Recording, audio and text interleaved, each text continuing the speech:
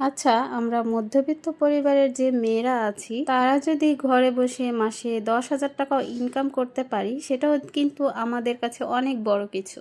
আমাদের জন্য এই 10,000 টাকা কিন্তু সংসারে অনেকটাই উপকারে আসে। শুধু তাই না, নিজেদের এই ইনকামটা আমরা মেয়েরা কিন্তু খুব সহজেই জমাতে পারি এবং বড় অ্যামাউন্টও করতে পারি। হ্যালো এভরিওয়ান, আসসালামু আলাইকুম। সবাই কেমন আছেন? আশা করি আল্লাহ তাআলার অশেষ রহমতে সবাই ভালো আছেন। আলহামদুলিল্লাহ, আমরাও ভালো আছি। স্কিপ না করে পুরো ভিডিওটি দেখার অনুরোধ রইল।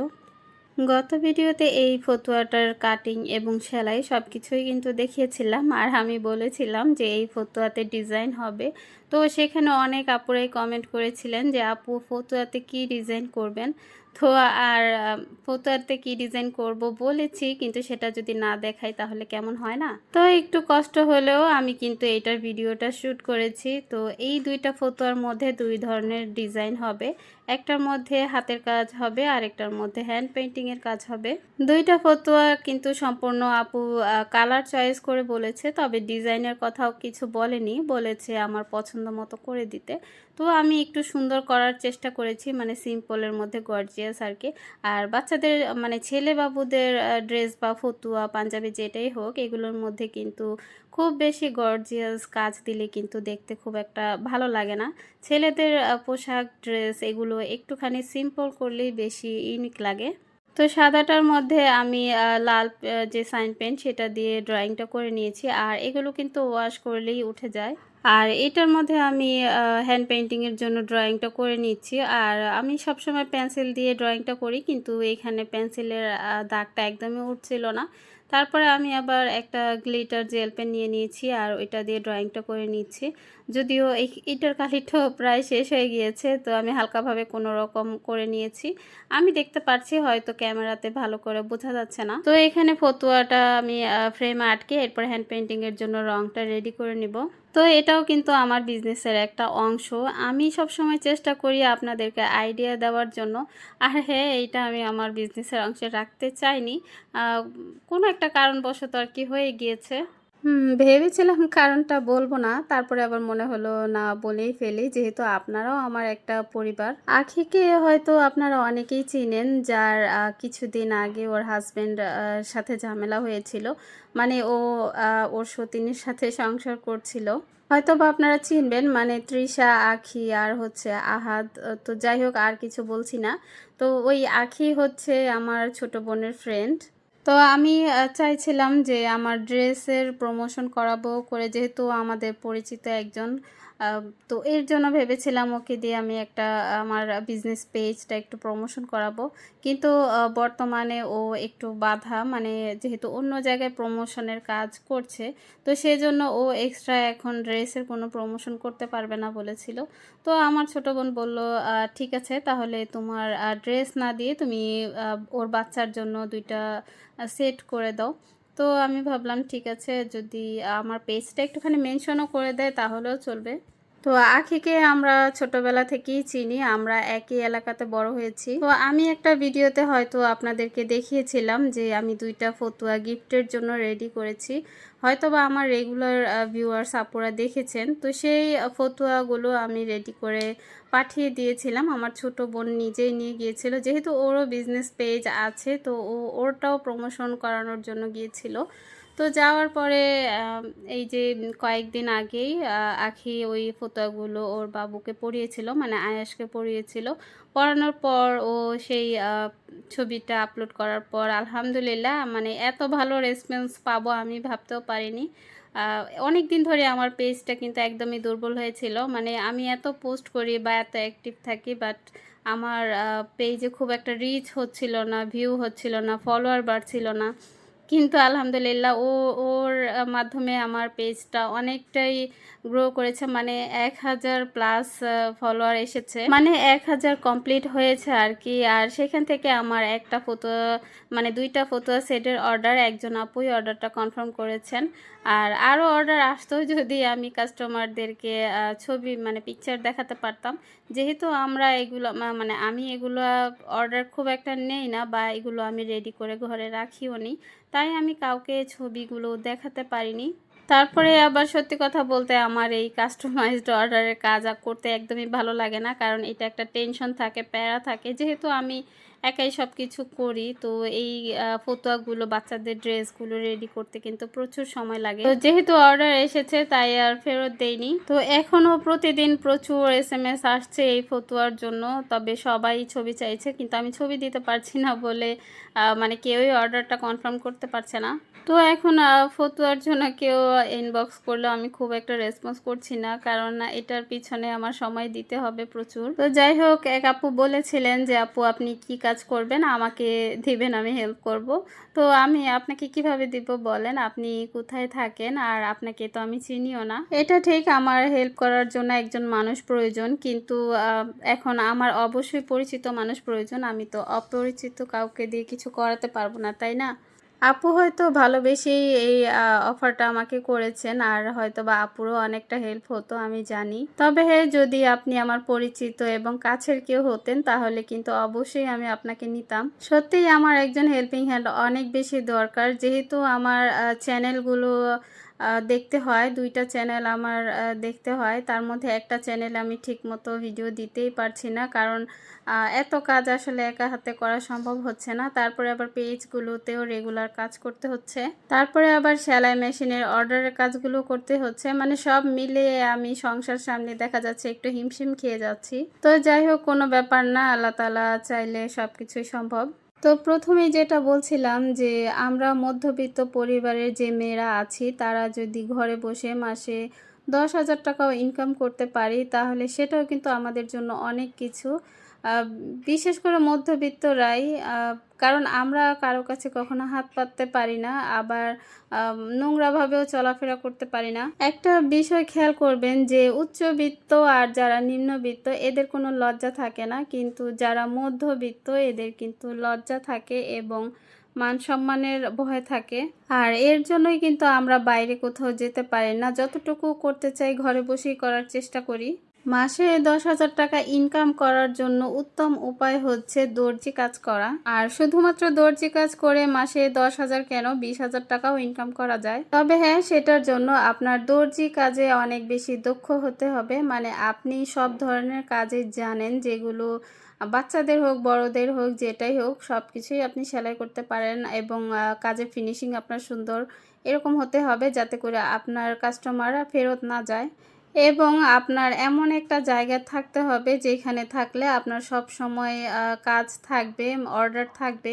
আর আপনার যেখানে কাস্টমার বেশি থাকবে আমি বলবো সেইখান থেকে ঘন ঘন বাসা চেঞ্জ করবেন না, চেষ্টা করবেন সেইখানেই থাকার। যেমন ধরেন আমি আমার বাসাটা চেঞ্জ করতে ইচ্ছে করে, কারণ এই বাসার মানে একটু পরিবেশটা একটু অন্যরকম।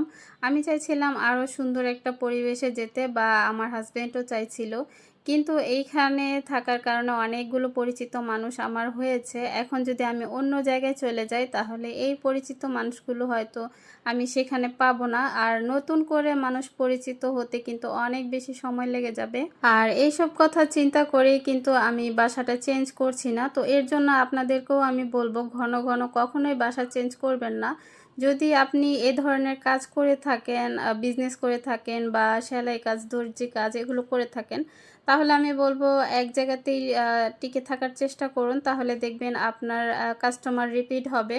আমি যার কাছে কাজ শিখেছিলাম আমি তাকে দেখেছি, সে একটা বাসায় প্রায় 15 থেকে 20 বছর অবধি ছিল। আর ওনার কিন্তু মাসে আমার মনে হয় যে এটা 30-40 হাজার, মানে ওনার হাজব্যান্ড যে ইনকাম করতো তার চাইতেও বেশি উনি ইনকাম করতো। কারণ আমি এক সময় দেখেছিলাম ওনার হাজব্যান্ডের জব ছিল না, কিন্তু পুরো মাস মানে ঘর ভাড়া খাওয়া সব কিছু তিনি চালিয়েছেন। আর এখান থেকেই কিন্তু আমরা শিক্ষা পাই শুধুমাত্র হাজব্যান্ডের উপর নির্ভরশীল হওয়া ঠিক না, কারণ হাজব্যান্ডের যদি চাকরি করে বা বিজনেস করে বা যাই হোক সে কিছু একটা করে, তো সে এখন আল্লাহ রিজিকে রেখেছে, সে করছে, কিন্তু হতে পারে এক সময় হঠাৎ করে তার চাকরি নাও থাকতে পারে, বা এক সময় তার বিজনেস লস যেতে পারে, অথবা আল্লাহ না করুক একটা অ্যাক্সিডেন্ট হতে পারে, তখন যাতে আপনি যেটা করছেন সেটা দিয়ে যাতে আপনি আপনার সংসারটাকে টিকিয়ে রাখতে পারেন, সেই রকম একটা ব্যবস্থা কিন্তু আমাদের প্রতিটা নারীরই করে রাখা উচিত। অথবা ধরেন আপনার কোনো ইনকাম সোর্স নাই, ঠিক আছে, তাহলে আপনার হাজব্যান্ড তো ইনকাম করে, তো তার ওই ইনকামটা থেকে তাকে বোঝান, সে যদি মানে ভালো ইনকাম করে কিন্তু সে যদি টাকা জমানোর দিকে না থাকে তাহলে তাকে বোঝান। কারণ যদি কোনো একটা বিপদ আসে তখন আপনি কি করবেন, কার দুয়ারে গিয়ে দাঁড়াবেন? তো সে যে টাকাটা ইনকাম করছে সেইখান থেকে কিছু টাকা জমিয়ে যদি সেটা দিয়ে আপনারা একটা ব্যবস্থা নিতে পারেন, যাতে করে ওইখান থেকে যে যে টাকাটা আসবে, বা আপনি নিজে বিজনেস না করেন, অন্য কোনো একটা জায়গায় লাগান, কাজে লাগান। যেমন ধরেন গ্রাম দেশের বাড়িতে অনেকে জমি কিনে তো বর্গা দেয়, তারপরে আবার অনেকে গরু কিনে পালতে দেয়, মানে এইভাবে করে কিন্তু অনেকে বুদ্ধি খাটিয়ে তারপরে টাকা ইনকাম করছে। তো চাকরি ছাড়াও যদি এইরকম বাইরে কিছু একটা ইনকাম সোর্স থাকে, তাহলে দেখবেন আপনার হাজব্যান্ডের যদি জব নাও থাকে, আপনার কিন্তু তখন আর কোনো কষ্ট হবে না। কখনোই অন্যের উপর ভরসা করবেন না, যে এই আশা করবেন না যে আমার অমুক আত্মীয় আছে, আমার ভাই আছে, আমার বোন আছে, আমি বিপদে পড়লে সে আমাকে হেল্প করবে, সহযোগিতা করবে, এরকম আশাটা কখনোই করবেন না। সে করবে কি না তার কোনো গ্যারান্টি নেই। তো এর জন্য আমি বলবো অবশ্যই নিজের চিন্তা নিজে করুন, এইসব অন্যের উপর ভরসা না করে। তো যাই হোক, কাজটা করতে করতে হঠাৎ করে বাইরের এই ওয়েদারটা আমার কাছে এত বেশি ভালো লাগছিল, তাই ভাবলাম একটুখানি ক্যাপচার করে নিই। তো ফাইনালি কাজগুলো আমার কমপ্লিট হয়ে গিয়েছে। আমি কিন্তু আজকে সকালে এগুলো সুন্দর করে আয়রন করে নিয়েছি। আর হ্যান্ড পেইন্টিংয়ের কাজগুলো একটু আয়রন করে নিলে কিন্তু টেকসই হয়, আর হাতের কাজগুলো আয়রন করলে সুন্দর করে বসে থাকে। তো এই ফতুয়াগুলো কেমন হয়েছে অবশ্যই কমেন্ট করে জানাবেন। আর আজকের ভিডিওটি যদি ভালো লেগে থাকে প্লিজ একটা লাইক দিয়ে দেবেন, এবং যারা নতুন আছেন প্লিজ সাবস্ক্রাইব করে পাশে থাকার অনুরোধ রইল। আর যারা এতক্ষণ এই কাজগুলো করে ফেলেছেন তাদেরকে অসংখ্য অসংখ্য ধন্যবাদ। 10 তারিখ আমার ছেলের বার্থডে ছিল, তো আমাদের মনেই ছিল না, তার মধ্যে আমার যা ফোন দিয়ে ওকে উইশ করেছিল। আর বিকেল দিকে আমার ছোট বোন একদম নিজের হাতে এই কেকটা তৈরি করেছে। আমি কেকটা দেখে সত্যি অবাক হয়ে গিয়েছি যে ও এত সুন্দর করে কেক তৈরি করেছে, আর কেকটা কিন্তু সত্যি অনেক মজা ছিল। তো গতকালকে এক আপু কমেন্ট করেছিল, বলেছিল আপু আপনি খালি আপনার মেয়েকে ভিডিওতে দেখান, ছেলেকে দেখান না, এই বিষয়টা খুবই খারাপ লাগে। ঠিক আছে আপু, এখন থেকে অবশ্যই আমি আমার ছেলেকে ভিডিওতে রাখার চেষ্টা করব। আসলে কি ও সব সময় খালি গায়ে থাকে, তো খালি গায়ে থাকা অবস্থায় ভিডিও করাটা আমার কাছে একদমই ভালো লাগে না, আর সেটা যে শেয়ার করব সেটাও ইচ্ছা করে না। আমার ছেলেটার গরম একদমই সহ্য হয় না, তো এর জন্য ও সারাক্ষণ খালি গায়ে থাকে, শুধুমাত্র একটা সুতি প্যান্ট পরিয়ে রাখি আমি। আর এইখানে আমার মেয়ে খুব কান্নাকাটি করছিল, আসলে কয়েকদিন ধরেই ও খুব বিরক্ত করছে, খুব মর্জি করছে। দেখেন একটু পরপরই খালি কান্না করে, আর চোখের পানি দিয়ে নাকের পানি দিয়ে এই অবস্থা করে। তো আমার ছোট বোনকে কোনোভাবে ও যেতে দিচ্ছিল না, মানে খুব কান্নাকাটি করছিল যে ওর সাথে যাবে। তো ভাবলাম চলো তোমাকে নিয়ে আমরা একটুখানি ঘুরে আসি। তো বিকেল থেকে মানে সন্ধে হওয়ার আগেই আমি আমার ছোট বোন এবং মারিয়ামকে নিয়ে একটুখানি ঘুরতে বেরিয়েছিলাম। তো আমার ছেলেকে তো নিয়ে যাওয়া সম্ভব না, ও যেহেতু ও সারাক্ষণ শুয়ে থাকে, যেহেতু ও হাঁটতে পারে না, আসল কথা এইটাই, তাহলে ওকে আমি কিভাবে নিয়ে যাব বলেন। আর এখন আমরা কোথাও গেলে ওকে বাসায় একাই রেখে যাই, যেহেতু মানে সামনের ফ্ল্যাটের ভাবি আছে, ওনাকে বলে দিয়ে যাই। ভাবি আমাদের অনেকটাই হেল্প করেন, উনি কিন্তু এসে এসে আমার ছেলেকে দেখে যায়, আবার ওর সাথে কথাও বলে। আর হ্যাঁ, ছেলেকে যখন রেখে যাই তখন মানে কাছে কোথাও গেলে ওকে একা রেখে যাই, আবার দূরে কোথাও বেশি সময়ের জন্য গেলে তখন কিন্তু কাউকে রেখে যাই। তো যেহেতু কাছে গিয়েছি, এটা আমাদের একদম বাসার কাছেই ছিল।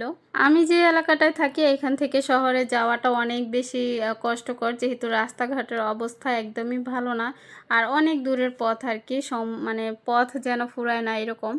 তো এইখানে এসে মেয়ে অনেক বেশি মজা করছিল, তো এরকম জায়গাটা যদি সবসময় আসতে পারতাম তাহলে ভালো হতো। আর এখানে ঢুকতে কিন্তু কোনো টিকিট লাগে না, মানে কেউ চাইলে এসে ঘুরে ফিরে আবার চলেও যেতে পারবে, কোনো প্রবলেম নাই। মূলত এটা হচ্ছে একটা রেস্টুরেন্ট, মানে এখানে এসে সবাই খাওয়া দাওয়া করে, ঘোরাফেরা করে।